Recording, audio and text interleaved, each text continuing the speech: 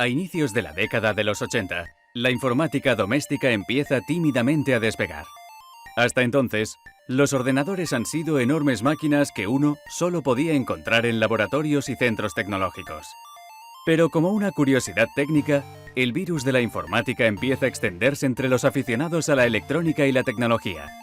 Hay que recordar que en aquel entonces los ordenadores eran poco menos que calculadoras con esteroides, y el ciudadano medio no acababa de verles la utilidad. La compañía dirigida por Clive Sinclair lanza en el año 1980 el ZX80, un microordenador que se vendía por piezas y lo tenía que montar uno mismo, al estilo de los muebles de IKEA. En 1981 llega el siguiente modelo, el ZX81. Pero la revolución llegó con el tercero de la familia, mucho más avanzado que sus predecesores, el ZX Spectrum. Este microordenador con teclado de goma y 16 o 48K de memoria fue el que trascendió los círculos de fans de la informática para llegar a los hogares de la gente común. No estaba solo en el mercado, tuvo que competir con MSX, Amstrad y Commodore, pero ya fuera por precio, por catálogo de juegos o por la razón que sea, el Spectrum triunfó en España así como en el Reino Unido.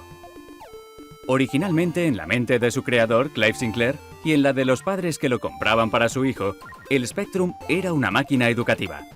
De hecho, se creó con la idea de ganar un concurso de la BBC para introducir los ordenadores en los colegios británicos. Pero el contrato se lo llevó finalmente el BBC Micro, de Acorn Computers. Pero como decían en Parque Jurásico, nada puede parar la vida, esta siempre encuentra un camino. Del mismo modo, los videojuegos que apenas habían empezado a abrirse paso en el mercado del ocio, además de en las mentes y corazones de aquella generación, no tardaron en infectar el Spectrum también. Y esta fue una de las principales razones de su éxito, si no la principal. El Spectrum se compraba para aprender informática, la profesión del futuro, decían, pero terminaba usándose para jugar. El reinado del Spectrum, bajo sus distintas formas como ZX Spectrum, Spectrum Plus, Spectrum Plus 2 y Spectrum Plus 3, comprende 10 años, que van desde su lanzamiento en 1982, pasando por su compra por Amstrad en el 86, cuando la empresa de Sinclair se fue a pique tras el fracaso del C5, hasta llegar al momento en el que Amstrad deja de fabricarlo en el año 1992. A lo largo de su historia, los juegos de Spectrum muestran una clara evolución técnica conforme los desarrolladores van conociendo la máquina más a fondo y la industria del videojuego madura hasta el punto que juegos lanzados con varios años de diferencia parecen pertenecer a sistemas distintos.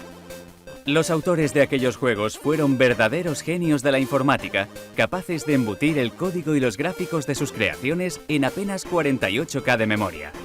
Aprendieron a programar de forma autodidacta.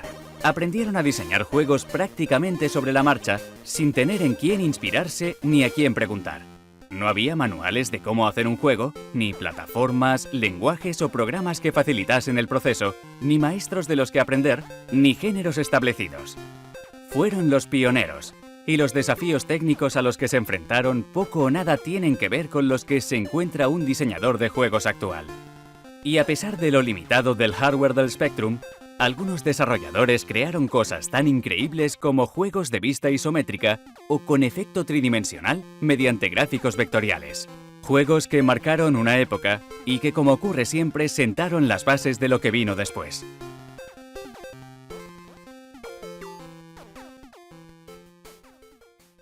En un tiempo en el que los sencillos gráficos de 8 bits no se solían usar para marketing por no ser lo bastante llamativos, los juegos se vendían por la portada. Y aquellas portadas forman una parte importante de la nostalgia de toda una generación.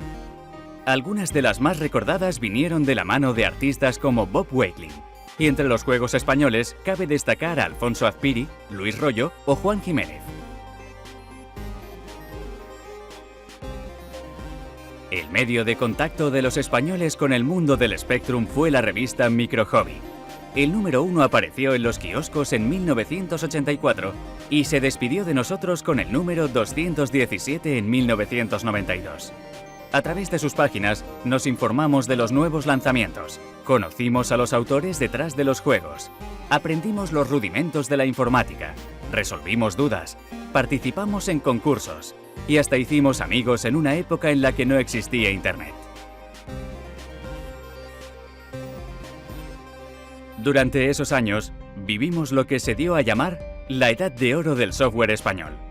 En aquel tiempo no era raro que muchos de los juegos que llegaban a manos de los aficionados fuesen españoles, y en calidad no tenían nada que envidiar a productos foráneos.